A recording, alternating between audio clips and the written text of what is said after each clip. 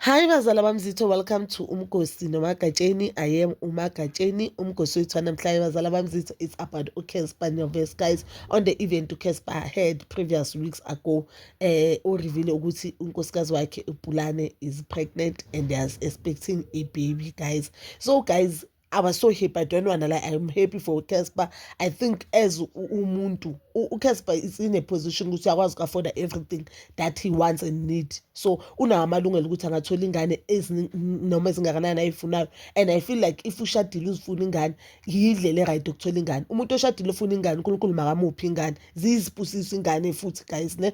So uCasper Nyovest, guys, revealed that igender yomntana yakhe, which is umntana lo bazomthola umntana wentombazana. Already uCasper unomntana umfana on previous relationship, angithi uthi umntana lo wakhe bazomthola manje osovela manje umfazi wakhe intombazana. He wanted umntana womfana, guys. Uthi yena bekafuna umntana womfana, but-ke unfortunately umntana intombazane uze washo ukuthi that means they have to try again because ufuna umntana omfana unkosikazi wakhe.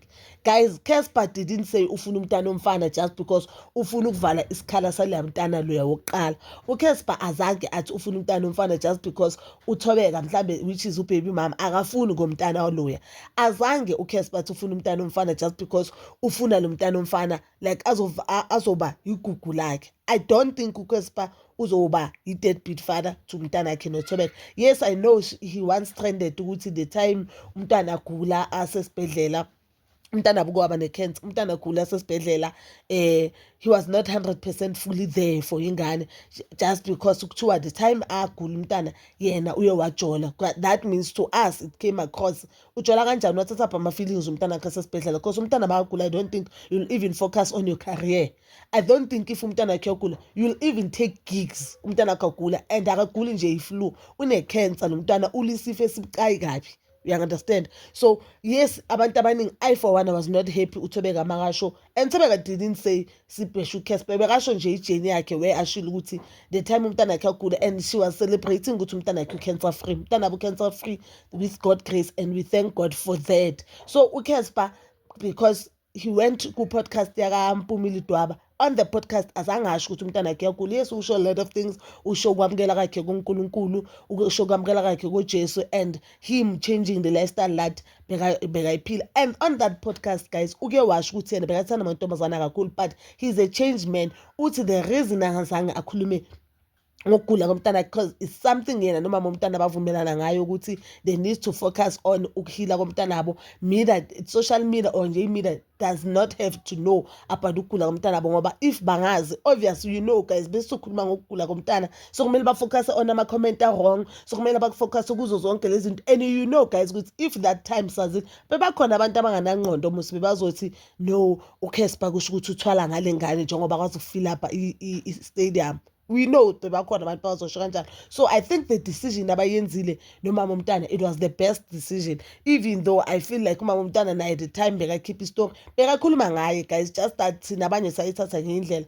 Being a parent is not an easy journey, guys. It's not an easy, as much as it is fun then there, you are always proud ukuthi uyakwazi ukuthi uNkulunkulu akuthembe ngomuntu and you are doing a great job, but it's not an easiest job, but futhi more especially if ingane yakho izogula.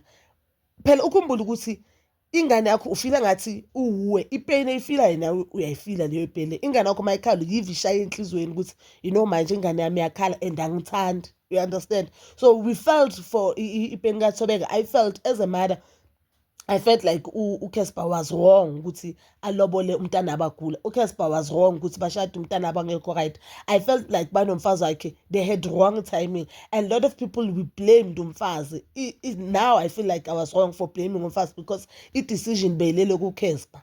You understand? We blame umfazi because there were also allegations ukuthi kibo umfazi engathi umama kamfazi une-cancer, so umfazi uyayazi the danger of lokugula lokhu. Why would azoshada, they celebrate life yabo or they celebrate happiness yabo while umntana kaCasper sesibhedlela, you get? So guys, uCasper didn't say owakhe umntwana omusha, umntana wakhe lo amfunayo uzovala isikhala saka firstborn. Akashongo kanjalo bazali. He was just saying he wanted umntwana omfana. And bakhona abantu guys uthola ukuthi athi mina nje ngifuna abantwana babafana kuphela, mina nje ngifuna abantwana bamantombazana kuphela, even though manje ngathi uNkulunkulu ngibusisa ngomntwana then ngithola umfana. Yes, owami umntwana ngizomamukela, ngizomthanda futhi, kodwa nje mangathiwa khetha, uNkulunkulu athi khetha nje Magatsheni ufuna umntwana, I'll ask for untombazana. You understand? So naye mhlambe umuntu ofuna abantwana abafana and uyazazi ukuthi abantwana bakhe bekafuna balandelana kanjani. But guys, that is umbono wami. You can comment down your thoughts and please don't forget to like, subscribe, share